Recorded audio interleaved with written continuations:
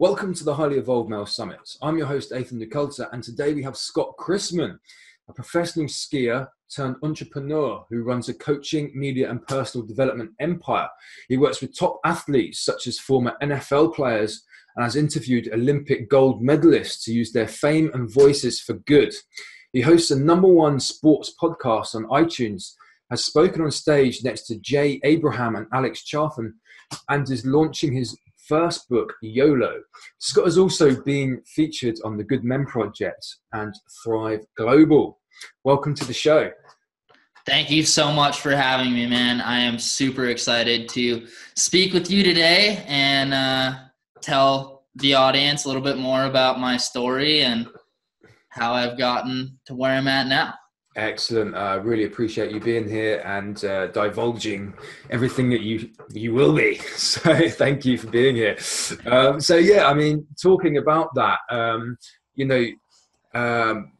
before we kind of go into the whole, what it is to be a highly evolved male and, purpose and all that juicy stuff, I'm sure that there's loads of juicy stuff in your story. Can you go back a bit and start back there and tell us a bit about, where you started and how you've got to where you are? Yeah, definitely. I would love to. So I guess we'll start about 12 years old. I got sponsored as a skier. And so from the age of 12 till about the age of 18, I was pursuing ski racing, pursuing becoming getting on the U.S. ski team and representing the USA for ski racing on an international platform. And I was ranked in the top 3 in the nation for my age for a couple years, like 13 and 14. As I grew up and started to mature in adolescence, my body didn't necessarily go as fast, grow into itself as fast as I wanted it to. So I was racing against people who weighed 180, 200 pounds, and I never got above like 145 in high school.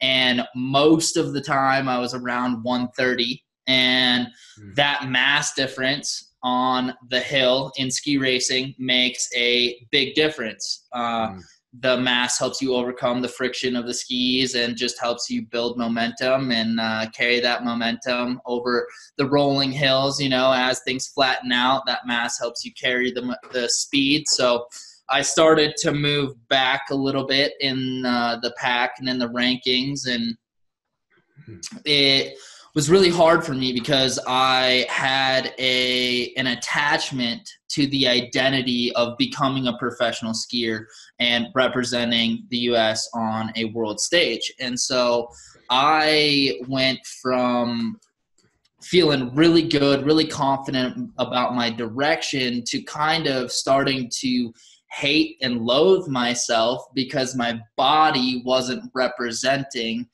what my mind was craving, what I imagined my life to be. And I am pretty type A. I like to control things. I like to have my my hands on the handlebars, and especially growing up skiing, it's a solo sport. You are 100% in control of your destiny in a lot of ways. Obviously I wasn't 100% in control of mine, because even though I was working out quite a bit, I was focusing on my diet and nutrition from a really young age, avoiding eating sugars, avoiding eating processed foods, kind of experimenting with the way that my body would react to different things. I put so much time and energy and effort, and on top of that, I was going to private schools, getting straight A's, so that way I could leave and go and ski race. There were long periods of time in high school where I was gone for a week to a month, and I would literally, you're teaching yourself on the road, so that way you keep your grades up so you can keep traveling. So just so much hard work and effort put into skiing. And as I started to watch it slip out of my grasp, out of my fingertips, I took a really gnarly kind of left-hand turn off this nice paved highway into a four-wheeling mission into a really, really rocky road. And I went from not really drinking or using drugs or smoking or doing anything when I was 17, just around Thanksgiving of that year. I tried marijuana for the first time, and it was just instantaneous, pretty much on a long enough timeline. It's pretty much instantaneous that I went from straight edge, super motivated, in control of my life, to smoking weed almost every day, drinking almost every day. I had a couple surgeries, broke my wrist and meniscus surgery, and so I had pain pills lying around the house. I found those, started to get high off of those, went from taking those to snorting those. Met a girl who worked at a pharmacy. She could get me pain pills, uppers, downers, whatever I wanted. And I went just tanked. I was on this, upward trajectory, plateaued, and then just fell off the cliff. And that whole end of my senior year, I'm pretty surprised that I graduated. I think the teachers just were like, oh, he was doing so well. Like, let's just get him out. Maybe he'll find his head again. But I'm really surprised that I graduated. I'm really surprised that I survived, really, at the end of the day. Drinking 151 rum, 151 proof alcohol, and doing pain pills at the same time. It's very dangerous, and it's you're kind of. Deep down I knew I was going to live, but there was definitely some fine lines of some nights where I was like, oh man, this is probably a little too much. I'm a little messed up right now, past the comfortable level. And so I ended up graduating. I was out in Salt Lake City at a ski academy. That's where I graduated from. I moved back to just outside of Boulder, Colorado. And I was still definitely very addicted to using substances and chemicals to alter my brain and to alter my reality. And it just led me. One of the big things in ski racing was I was very externally validated. And this is something that I think we could get into later on when it comes to masculinity and that whole fine line of how do you represent yourself but not care how other people perceive you, right? Or care enough to alter yourself if you are, creating friction or agitation in the world, but how do you truly authentically be yourself and love that? And I got all of my validation, all of my self-love from other people telling me that I was worth it, that I was enough, that I was, that what I was doing in the world was good, beneficial, was, all these positive traits instead of who I was being. Yeah, absolutely. I think just touching on that point, though, you're so right that having that identity is something that we all use and we all follow, and sometimes we think it's the only thing, right? Our external identity is all that we have, and so many men, people have it, right? Whether you're a youngster, in your teens, or whether you're a grown man, you get a lot of men that are still in their like 50s, 60s, even old people that are still wearing masks, still. They've got armor around them. They identify with the car that they drive. They identify with the job that they have, or the salary they have, or the group of friends that they are a part of, the social scene, rather than being a person of the world. Maybe they're I'm one of those people from that scene. And, it's interesting because as much as it gives us a sense of belonging, it can also be like a limitation, right? It's certainly interesting, and it's great that you managed to move through that. Yeah, it's definitely a paradigm that exists in all culture, masculine and feminine. But I really think that uh, it affects masculinity in a really big way. And so for me, I graduated. I was really wrapped up in that external validation, and I moved the external validation from ski racing to I started to sell drugs. And that was a way for me to feel validated because I had what other people needed.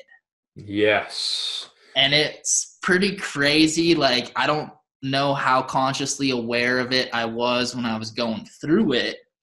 But looking back, I just created another situation where I had what other people needed so that I felt like I was adding value to the world. That's so interesting, like, because we have these, we have this like programming, right? We all have it, and it's all different for everybody. And that was yours, and like until you kind of transmute that, it keeps reappearing, right? It's but the great thing now is because you become aware of it, you then get to move past that and change the patterns.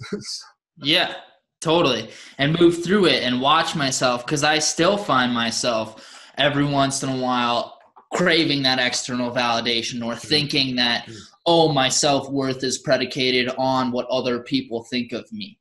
And there's a balance between the inner space and what I think of myself, and the outer space, how other people think of me, and then the medium of how that interacts. And if that medium space feels good and what I think of myself and what other people think of me aligns, then I'm probably doing a pretty good job, right? Yeah. But it's a balance, it's a juggle for It sure. is. I mean, the thing is, no one's perfect, and we're all perfectly imperfect, and everything's a journey, right? So, the fact that you're sorry, do you mind me asking how old you are? I'm 28. There you go. So, like for 28, like you're doing an incredible job, right? For 28, you're like well ahead of like 90% of the population of the world, So, how amazing is that? So yeah, tell us what happened after that. So you graduated and I got into selling drugs, got wrapped up with all the wrong people that I don't want to say the wrong people, but people that weren't necessarily, they didn't have as very much self-love or self-worth either. And so it was a vicious cycle. You are, the 5 people that you surround yourself with, your 5 closest friends. And, the people that I was surrounding myself with were, several of them ended up overdosing on heroin, or they were having guns, they were being stood up. They were running around with guns with serial numbers filed off, like the whole, like pretty deep in this scene of chaos and, places where the external validation was if you drank the most that night and got laid and, had money and drugs, you were being shit. You were like the person that was, the most valued. And it was a very, very backwards way of living. And I went on a wild ride that summer for sure. And I ended up overdosing on ecstasy. Almost, it was pretty close to a year after the first time that I smoked weed and got high. I had smoked weed once before, but I hadn't felt any of the effects of it. Yeah. And so literally within 1 year, it went from straight edge kid to wrapped in the deep, dark depths of everything, running around with guys with guns and, overdosing on heroin, kilos of Molly, all sorts of like massive amounts of LSD, all just deep in the game. And then I had one of my first wake-up calls. There were several wake-up calls Well, along the way. I was going to say, like, if there's any wake-up call, that is an absolute wake-up call. The universe is just, like, knocking on your door, like, going, oi! like that. Yeah. Oh, yeah. Totally. Like, wake up. We need you. Like, you have a bigger purpose. It's time for you. Like, it's good that you maybe experience this because you can relate to other people and you can use it. You can use this power. You can use this story, but it's time to get out of this chapter onto a new one. Yeah. And, yeah, there were several wake-up calls along the way, like friends overdosing, like, you know, friends getting stood up, or, you know, friend got stabbed, another guy, yeah, there's just people going to prison. And I remember the night that I overdosed, my heartbeat was highly irregular. It was going from 150 beats per minute down to 50 in about 10 seconds, literally beating super fast, and all of a sudden it would slow down. Wow. And then it would ramp back up, and then it would slow back down. And I made it to the hospital. I had a friend that dropped me off. It was in Salt Lake City. He was too scared that he was going to be wrapped into me having done the drugs. So all he did was drop me off. I was there alone in the hospital. A cop had to search me before they could even treat me.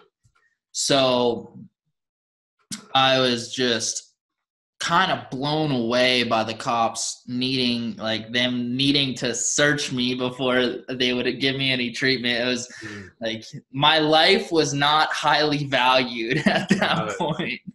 And I was laying there. They put an IV in me, and I started to hallucinate super bad. There were like bubbles all around me, like multicolored bubbles, and I'm just like tripping out. And then the nurse came in, and one of the things that was happening was my kidneys were being highly taxed, and my like prostate or bladder muscles, something, were clenching so hard that I couldn't use the bathroom.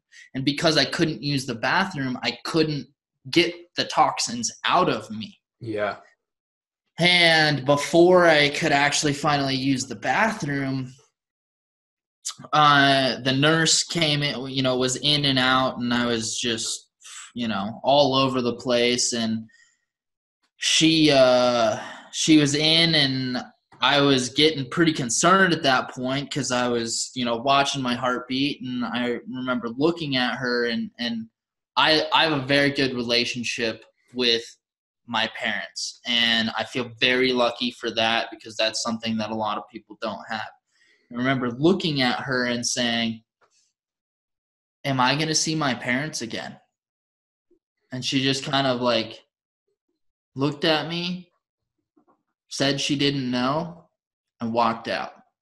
And I'm like, really? Like, that's how serious this is. And I don't know if she was trying to scare me. I don't know what, you know, but I end up making it out of that situation. And, you know, it was tough because overdosing on ecstasy, I had a lot of brain chemical repair to do, dopamine, serotonin, that my brain just kind of stopped producing. So it was really hard for me to be happy. Plus, I'm dealing with such a drastic change in a year that I don't really know who I am anymore. I'm looking at myself in the mirror, and I'm like, who did you become? Like, how did you get yourself here, Scott? And, you know, like, why did I do this? Yeah. And it's almost like it kind of feels to me like it was I can't think of the word at this moment, but it's a path of it's almost like it was supposed to happen. I can't think of the blooming words at this moment, but yeah, it was like it was supposed to happen, and from that you get to then transform into your kind of next path, if you like, and it brings up everything that was not working before. I mean, it's so kind of strange though, because before you're doing so well in a lot of ways, but then it was almost like, I mean, correct me if I'm wrong, but it's almost like the universe, like, okay, that's going to finish now. Go and try this out, right? It's not necessarily going to be the right path, but you're going to have a hell of a time. You're going to learn a hell of a lot. So then when you do then go into your next cycle, you're going to know everything you need because you've experienced it, right? Yeah, definitely. And I wish that I knew everything that I needed in the next part, because I think you're constantly given new puzzles. Like you're always trying to learn something new, or you're trying to learn something. And sometimes it takes multiple lessons, right? Or multiple experiences to learn the lesson. Yeah. You repeat the cycle until you learn, is generally how the human condition works. But yeah, I woke up from it then, and I was like, I realized, I'm like, all right, well, hard drugs are definitely not for me. It's not something that I can do safely, if there is a safe way to do them. I've been around people who can moderate their usage to a level that their life doesn't tank the way that mine did. I'm like, good on you. Me, no. Mine just tanks. That is the thing, isn't it, really? It might last for a very short time, but after that, statistics really say that your life starts to go downhill. And, I can tell you that as well, because I've been there as well. And I think a lot of people have, right? And a lot of men have dealt with addictions. It's a massive way for us to deal with our emotions, whether that's just standard alcohol, right? Which is actually one of the most dangerous drugs, apparently. Whether it's alcohol, smoking, the whole lot, it's something that we tend to do to suppress our emotions, to escape. And at the end of the day, it just means that you end up misaligning your path if you haven't really got a handle over it. And I don't know. Some people might be able to get away with it, and if they're happy with it, living that kind of life, then that's great. But I think if you're really trying to go for your highest potential, then I think having a really good handle on it is quite wise. Yeah, definitely. And having that self-forgiveness as you age and you make the wrong decisions, as you make decisions that you may not be the most beneficial for yourself, having love for yourself, having forgiveness for yourself, understanding that one decision does not label you as one thing or another, and you may have been in that moment, but anytime you can make a choice to become different, I think is really powerful. Absolutely. Shame is such a well, it's something that I haven't even necessarily realized I've had. When you're just like, oh, why did I do that? And you just kind of inside, you're kicking yourself, right? You get that. And the kind of point with your story is that, nothing there was wasted. All of that, although painful and all sorts, that you may have felt during that, it wasn't actually wasted. And that's the main thing. So, if you can, and this goes out to the guys out there, if you're going through stuff, just take on the lessons from it, and just remember that we get to be grateful for these lessons because they make us who we are, and, a good example is actually my Facebook page, right? I've got like pictures from 10 years ago at least on there, and there's some pictures of me in a right state, and I just keep it there because that's what authenticity is, right? I think part of our journey is to become more authentic, and like you were saying before, we've held on to identities, and we've gone through processes in which they've fallen away without choice, really. And we get to continue in a more authentic way. I think that's quite important. Yeah, definitely. It's super important. And shame is something that we all deal with in one way, shape, or form. And it's so easy to feel other people's shaming voices in your head and place those.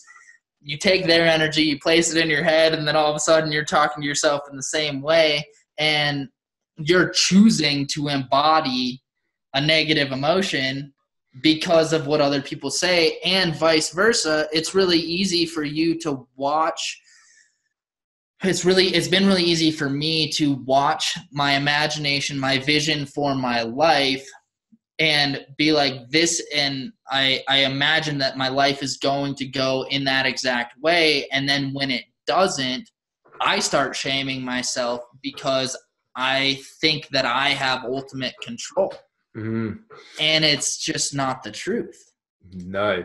I think often actually it's the voice that you have in your head, which you create, by the way, is often the most disgusting, horrible voice, right? That no one would ever say those things to us, right? But we make it up in our heads. We're like, oh, you idiot, why did you say this? Why did you do that? Like, and whatnot. And, we get to take control of that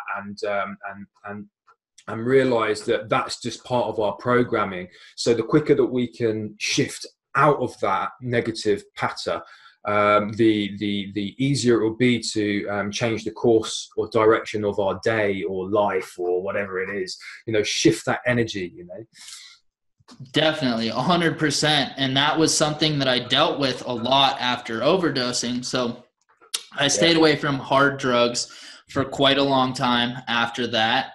I ended up drinking quite a bit that next winter. I didn't ski very much at all. I wasn't living into my passion and what I had practiced for a long time, and I was still trying to find myself in some big ways. And I finally started healing more. I got more in touch with my body. And I started to road bike more, which was awesome. I could spend time. It's very rhythmic. It's aerobic. It's a good way. When you breathe, you exhaust a lot of toxins. It's your number one way of exhausting toxins. Sweating is another way. But I was able to start healing my body a little bit, and I got into the road biking. And then right before, I don't know why I want to bring this up, but right before I went to college, so I somehow managed an academic scholarship to the University of Denver because I had a 4.0 up until the last semester of my senior year. And I had gotten the scholarship, I think, before my grades came in for the last 6 months or like the last semester of senior year, and they didn't change it. I postponed going to college for 1 year because I just was so lost, so far gone. And right before I went to college at the University of Denver, I went on a fishing trip with my grandpa, and it was kind of a graduation present. It was up in Alaska. It was fly fishing. And I was finally focusing on my health some more. I was still drinking, but I was a little bit better off. I wouldn't say that I was fully in control of it, but I definitely, I had a little bit more of a handle on it. I had a little bit more of a reason to manage myself, to try and steward myself into the future in a better way. And I remember sitting, I'm on the river, I'm just peaceful, and my grandpa starts yelling at me, and I had accidentally hooked a salmon. The salmon are all spawning. We're fishing for trout, and there's just tons. You could almost walk on the water because there's so many salmon spawning. And I hook one by the tail accidentally, and I'm reeling it in, and my grandpa starts yelling at me, and I'm like, what is going on? And I turn around, and I look, and there's a grizzly bear walking my way. Oh, my God. And So I'm like, I'm holding on to a salmon, and I'm like maybe 15 feet away from a large grizzly bear, and the salmon still has the hook in it. Yeah. I'm like just a little bit away from the bank on this little island, and like shake really hard, shake the hook because it's hooked in the tail. Yeah. Because it didn't hook it, it's just accidentally snagged him because there's so many there. And I shake and it just falls off the hook, and I back up maybe 5 feet into a place where I'm like just at the edge of the river, or just at the edge of the island, and the bear comes up, grabs the salmon, meanders like 15 feet onto the bank, strips it in 2 fillets, like just eats one side of the fish, the other side, and walks off. And it's like it was close to a year after overdosing on ecstasy, and it was kind of one of those places again where I'm like faced with, oh, I am fragile. I am impermanent. Like there is a lot going on in this world that could take me out at any point, and you didn't get attacked by a bear today. Like there's another reason why you're still here. So, like whatever, if people believe in God or the universe or a source energy, or whether they are agnostic or just don't believe in it at all. For me, it was an idea that like, yeah, there's more for you to do here. Like, and it was like the universe was like, I'm just going to show you one more time. You're still pretty fragile. And it's, I think I bring this up because in the moment, it really woke me up, but I didn't take that motivation into the coming year at college the way that I could have. Yeah. And I got back from Alaska, went to college, pretty much it was like the next day was orientation. And I was still kind of all over the place with relationships and still trying to seek external validation. Yeah. But I was also shaming myself at the same time. So it was like, even if I had other people say good things about me, the internal voice was like, nope, you're still not that cool. Like, like like people would say, oh, you're such a great person. And the voice inside would be like, oh, fuck no, I'm not. I'm a piece of shit. Like I'm awful, all this stuff. And so I went to college. A bunch of kids were doing drugs, drinking super hard, all this stuff. And I'm like, I've already been through this. I don't like being around it. It's really tough for me to just exist in this setting. And yeah, I ended up running into my own little inner space of smoking a ton of weed because I'm like, it's kind of harmless considering everything else that I've done. So, I was smoking weed and smoking cigarettes. I wasn't really drinking very much, but I had so much social anxiety that I could barely go to class. And if it was a big lecture, I was all the way in the back, and I would like get there, like I would try and get there a little bit early or a little bit late so I didn't have to like see people in the hallways. And it was just like because of so much shame and so much guilt about this trajectory that I was on that I'm like just self-defeating because of the stories that I was telling myself. And I was also still very much at that point basing a lot of my divine sexual energy and my self-worth as a man predicated on if I could get the woman or not. Yes.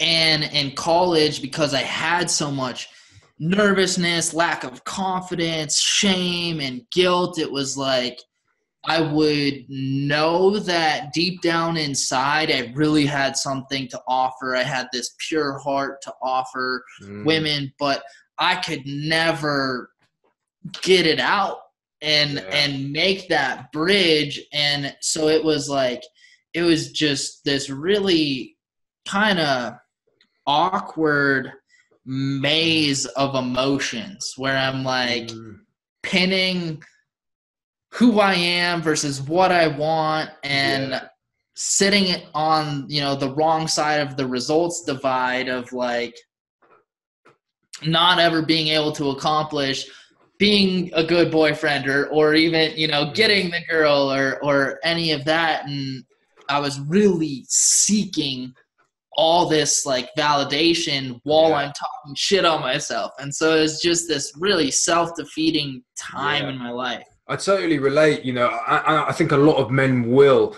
Part of the validation of being a man is that you can get the girl, right? And one of the most confusing things is what we think women want isn't necessarily what they want.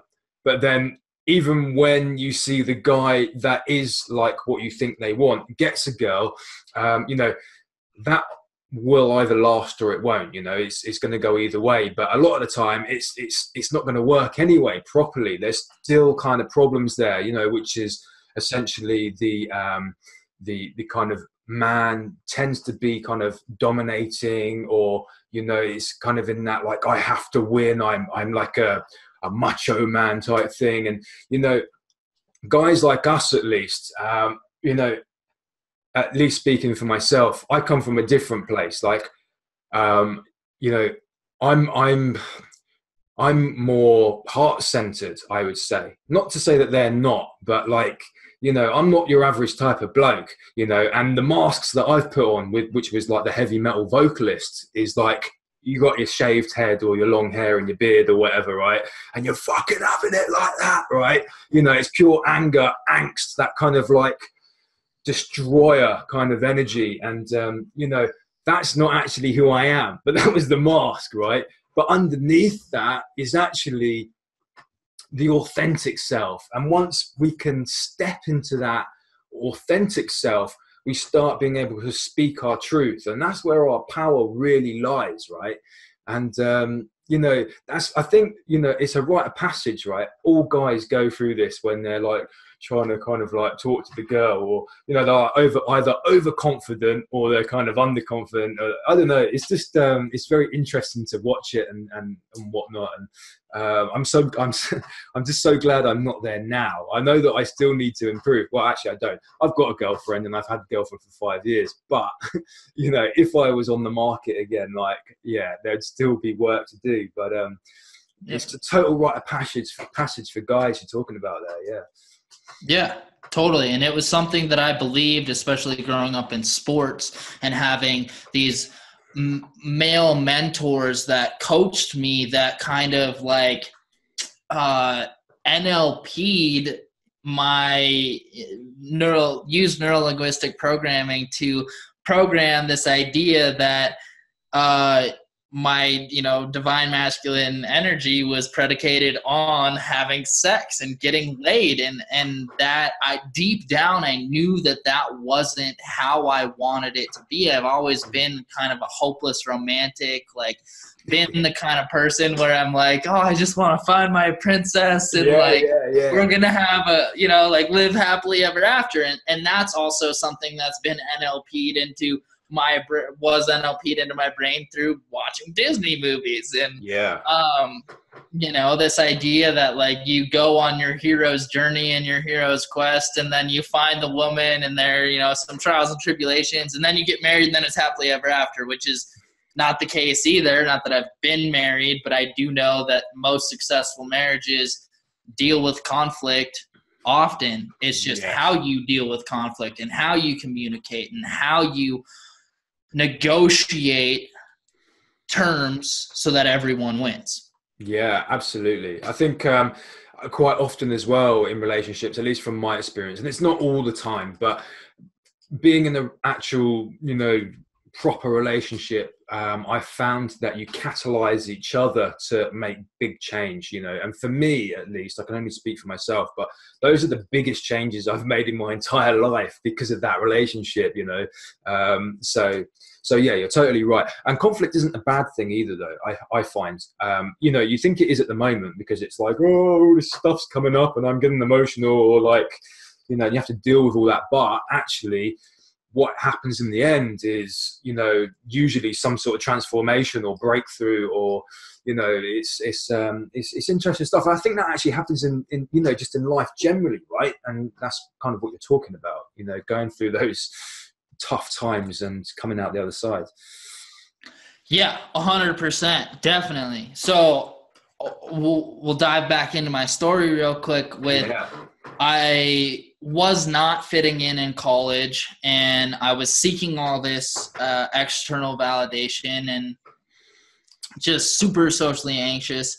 And I was spending a lot of time at this little hill in Denver that they ship snow down to. There's a couple rails there that you can hit. So I'm focusing on hitting rails and kind of refining a new type of skiing, where freestyle skiing, and nailing my tricks and you know, really starting to ski pretty well again, even though I had mistreated my body. And I was telling myself this story that like I had ruined my body. I would never be able to ski at that level again. And I obviously wasn't going to be going and chasing ski racing. So, I was spending more time at Ruby Hill and outside of class, you know, doing whatever, smoking weed and sleeping or playing Tiger Woods and like, you know, just, and,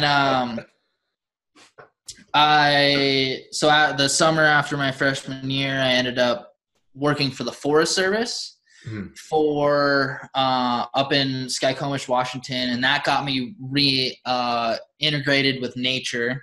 And I went out skiing in Mount Hood, Oregon, which there's a glacier there, and I had spent a lot of time when I grew up ski racing. I had spent multiple summers, about 4 to 6 weeks, almost every summer from the age of 11 till 17 out at Mount Hood skiing, and I made it back there. And then, you know, I'm skiing these rails at Ruby Hill, and I realized, wow, I'm really missing out on a passion in my life that I had developed, but I had hinged so much external validation on that I became to hate it. But it wasn't the actual skiing that I was hating. It was hinging my external validation on it and expecting others to love me because I was a skier. So I was able to kind of detach a little bit from that. And the next, you know, semester in college, I just knew that I was not doing well. I did a medical stop out because I was dealing with depression and I just wasn't in a good place. And I packed up my car and went on the Free Skiing World Tour. I had seen these big mountain events where I had seen people ski, and I'm like, well, I could do that. Like you know, they might be a little bit better than me, but I could totally do that. And I get on the Free Skiing World Tour, and I start to realize, like, cool, this is a place where I have like-minded individuals, people who are, you know, pursuing skiing, who are competing, but it's not in the same way that ski racing was, where it's a little bit more friendly, a little bit more tight-knit community. And I found people that were like me, and I was still using this idea of external validation. I'm like, hey, if they're doing it, then I have permission to do it, which a lot of us do. And when you are in a more fragile state, it's really, really good to see other people doing what you want to do to give you permission to pursue it. And so I lived in my car basically for a year and a half, pursuing the Free Skiing World Tour, Free Ride World Tour, in Montana, Utah, California, Idaho, kind of all around. And I was still drinking, I was still smoking weed, and I was still smoking cigarettes, but I was staying away from hard drugs. And got really drunk one night at a competition in Crested Butte. Towards the end of the season, I had done really well the first day. I had thrown a 720 in competition, which is two rotations. Yeah. And off of like a pretty crazy little area. I was the only person that year to throw a 720 in a free ride competition, and still to this day, one of the only people to throw 7 in a free ride competition. It's a pretty big trick and big mountain to throw. And then the next day I had an equipment malfunction that had that not had happened, I probably would have been in the top 3 and maybe gotten an award for the sickest move of the competition for the 720 and all this. Decided to run away from, seek more external validation because I didn't get the prize or, didn't make the podium. And there was a woman that I had met. Had a one-night stand that turned into almost a 3-year. It was basically a 3-year relationship, a little bit over a 3-year relationship. And it Tell us how you transitioned into consulting, your entrepreneurship. Tell us about that. Cool. Okay. So I went through that relationship, got out of that. There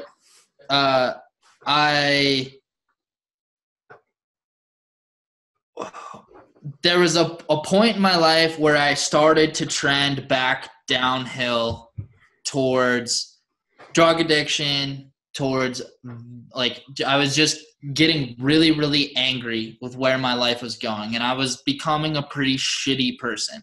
I was miserable, and I didn't like myself, and I was taking it out on other people. I was working really hard for results that not very many results, and it was really taxing my passion and my energy for life. And I got out of that 3-year relationship and got into a new relationship. I was very codependent in this, still seeking external validation.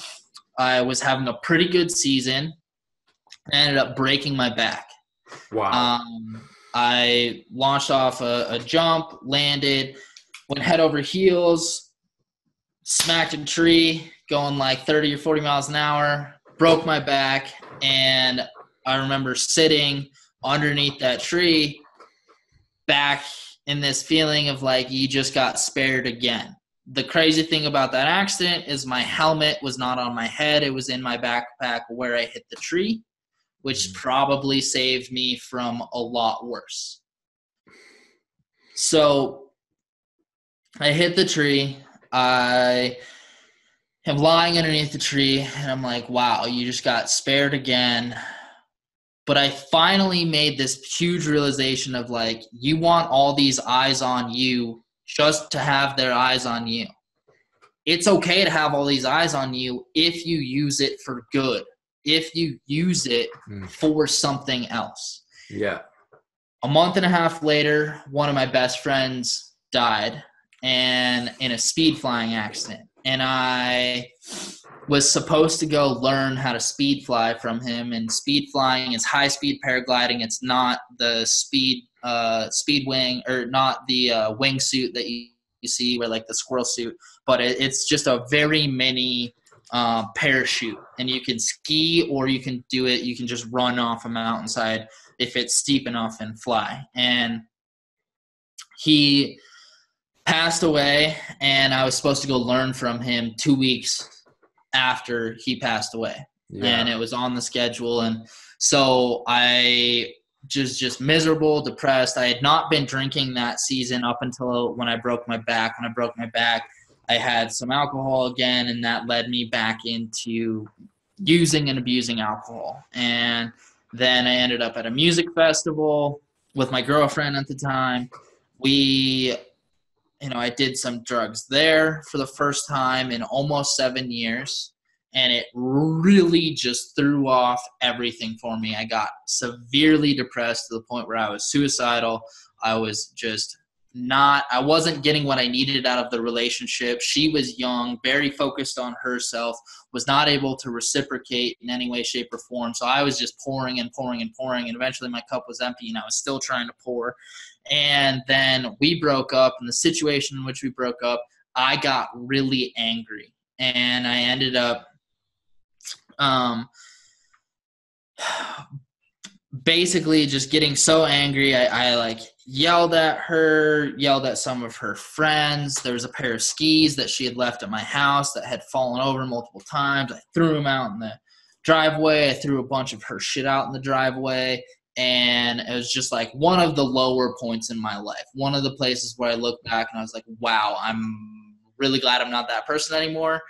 I can't believe I got to that level. But how did you come back from it? That led me to getting a felony because I went over to her place at 2:00 in the morning, high on Molly, drunk, and that was ultimate rock bottom. I ended up hiring a life coach. From hiring that life coach, 6 months later, I got hired to do sales for the guy who sold me on the life coaching program because he had started his own life coaching program. Flew me out to San Diego. I got trained in sales. I cold called a guy named Nicholas Bayerly, who may or may not be on the Highly Evolved Nail Summit. I don't know if he ever responded. But he runs a company called the $1 Billion Body, which is all about teaching men about health, wealth, and relationships. And he turned around, sold me on his live event. And I went to the live event. I had to borrow money to get out there. I had opened up a credit card, but the credit card didn't come in time. I borrowed $300 to get out there. Or maybe it was like $350, and he pitched a mastermind, $10,000 for a year. I did not have close to that in my bank account. I was already in debt for the life coaching. I was broke. I was, on my way. I was still broken, but I was on my way to healing myself because I had accepted that I had problems. I had accepted that I was angry, that I wasn't happy, that I wanted change, that I needed to figure out ways, and that it was going to take, one step at a time. The credit card that I had opened up had a max of $10,000. So I told him, I was the first person to turn in the application. I was like, look, I know I can pay you just as soon as I get this credit card. And so I ended up investing in the mastermind. And that led me on this whole entrepreneurial journey that I've been on. And I had already been on it a little bit with the life coaching. I had started a company called Academy of Skiing, which is an online resource for people to learn how to ski. So I, learned how to create digital courses pretty quickly. And then Ski Magazine came in just after I had invested in the mastermind, replicated my products, and outmarketed me. And I hadn't copyrighted anything, and I hadn't trademarked anything. So it was like another kick in the nuts. I'm like, like what in the hell? And so I go, I learned in the mastermind about podcasting from Ryan Michler, Pat Flynn, and a couple other, Jordan Harbinger, people who had podcasts that were getting millions of downloads every month, and people that had a large amount of success. And it was something that I knew that I wanted to do. So I decided to launch a podcast, and I started reaching out to high-level individuals in the skiing world that I had skied with on the big mountain scene. And I, ended up doing an interview with someone in person who had recently been interviewed by Forbes. I did research on them, read their prior interviews, and did the interview in person. And she, after the interview was done, she said it was one of the best interviews that she had ever had in her life. So, or that she had recently, whatever her terminology was, it basically was like, you did better than Forbes was the way that I took it. Yeah. And so I took that and I built into that, and I ended up launching my podcast almost a year ago tomorrow. It's January 21st. January 22nd of 2018, I launched my podcast. I had interviewed some people that were going to be in the Olympics, for half pipe in men. And I had dove really, deeply into masculinity, into who I wanted to be, into how I wanted to represent myself in the world, and the impact and legacy that I wanted to leave. Yeah. And I had reflected back on the things that I had done multiple times, all these failures, all these places where I had probably not made the best decision, but now I had ammo and experiences to fall back on. Oftentimes you learn things firsthand. You can hear about them, all sorts, but when you really learn them firsthand, you embody them psychosomatic. Like you have physiologically, okay, I don't want to overdose on ecstasy again. I'm not going to take more ecstasy, right? Yeah, you can help guide people through that. Yeah, absolutely.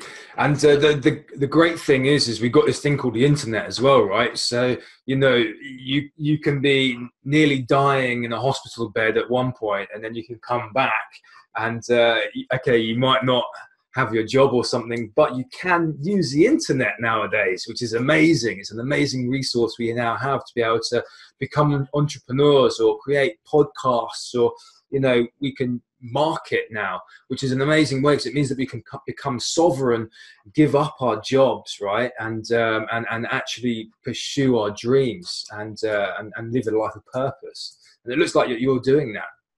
Yep. So, launched the podcast, the interview the people who were going to be in the Olympics. I didn't realize that. I knew that they had a chance of being in the Olympics, but they hadn't qualified fully yet. And I ended up launching their episodes during the Olympics, while the two people that I interviewed got first and second. So that launched my podcast into the main, into everyone's eyes, right away. And so my podcast went from not launching to top in sports and iTunes in 90 days, less than 90 days.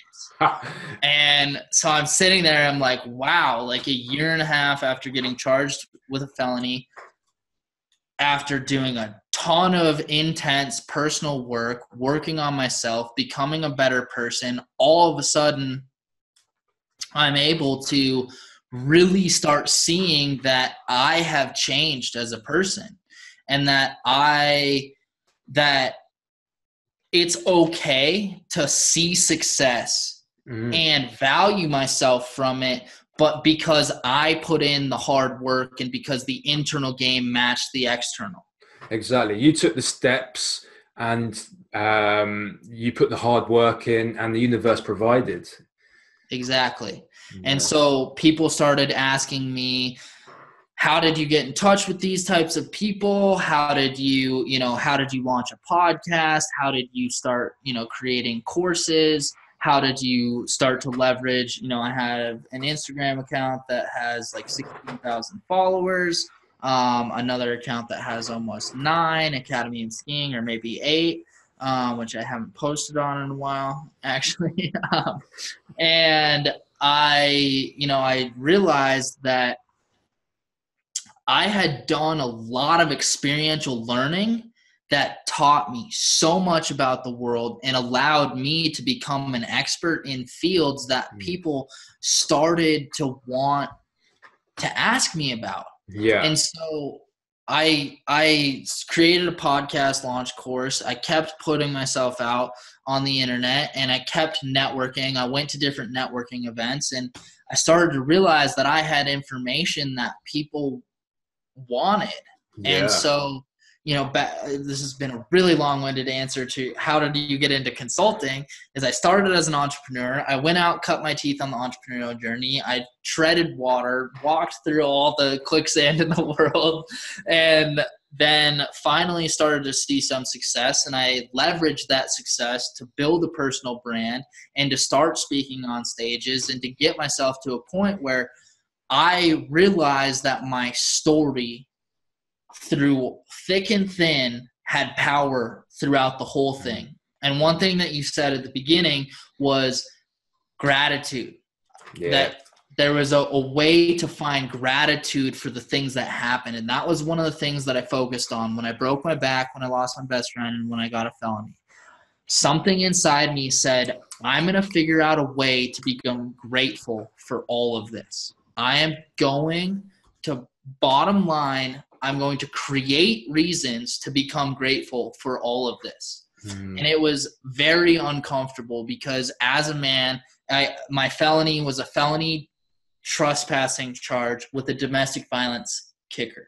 And being a sensitive person who, hopeless romantic, someone who wanted the best for the women that I was involved with all the time. I never put a hand on her. I never did anything to threaten her in any, way, shape, or form physically. Yes, I yelled at her. There were things that I said that were not appropriate, that I take responsibility for, that I flat out shouldn't have said. I can't take them back, but I can take responsibility for them, and I can be self-accountable for the fact that I never want to be in a state like that again. And to be able to go from that low, just really shitty place and say, I'm going to figure out a way to become grateful for this, and then go out and pursue that until I actually felt grateful for it all. And, being at just so broken in October of 2016 when I had lost my best friend, I had been pursuing professional skiing and broken my back, and then lost the girl that I loved in some way, shape, or form. And not only that, but, gotten in trouble with the law, all of this. To go from that to where I'm at now, where next week I'm speaking on stage with Akon and Kevin Harrington at the Super Bowl at an event that the UN is throwing, and I'm still on probation. I'm going to Crested Butte tomorrow to get a travel permit on Wednesday to be able to go to Atlanta. And it all comes down to this idea that you can change your life no matter what if you make the right choices, and you constantly, consistently make the right choices over and over and over. And just because you're angry, just because you said things to a woman, just because your validation is predicated on having sex or getting laid or any of those things, you can make a choice at any point in your life to say, I'm going to become a better man. I'm going to step my game up, and I'm going to be the person that I want. If I'm going to have a daughter, I'm going to be the person that I want her to date. Or, you start using these reference points to allow yourself to become grateful and to become the person that you're really, truly meant to be. And so, it's like. Yeah, I totally get it. And I really thank you for your story. And something that really stands out for me is the way that you're able to really share with vulnerability. And if there's something I've learned recently, it's is that when you can share vulnerably, you're really stepping into your authentic power. And that's an amazing thing. And another thing I really love about what you've been the way that you've been talking is you take complete and utter responsibility for everything that has happened in your reality. And another thing that I really love about what you've spoken about as well is that you have this gratitude again about your story. And when you can fill yourself up with gratitude, it completely changes your mindset about what's happening, and it's a very powerful thing. In fact, I think when you fill yourself up with gratitude, you fill yourself up with love, and it can just spill out and ripple out to everybody. It's very infectious. Unfortunately, we are running out of time. But thank you for telling us everything. Maybe if we can finish off, can you tell us about your free gifts? Definitely. So I have a book that will likely be done by the time the summit airs. If not, it'll just be on pre-order and it'll be out shortly after. But it's a 12-step guide to living your hero's journey, and it outlines more about my story, more about how I've gone from where I was to where I'm at now, and the 12 steps, the 12 ways that I created and crafted my life to take responsibility and become a better person every single day, and make those 1% changes on a daily basis to become the person that I am today. And so it's a free gift. All you guys have to do is pay for shipping, but it's my book for free. And it outlines a lot of my experiences and then the tactics and strategies that I used to go from broken to speaking on stage with Akon and Kevin Harrington. So that's the gift, and a lot of it talks about responsibility, gratitude, mastering your mental game, your physical body, your spiritual body, and then creating connections, communities, contracts with yourself and others, and just the ability to really make the right decisions and use time, use your story in a way that benefits you and benefits the rest of humanity. So. Excellent. Thank you so much for your time today. It's been a real pleasure. I'm very grateful for you. There we go again. Thank you. And thank you to the listeners as well for watching. And peace and love to all of you.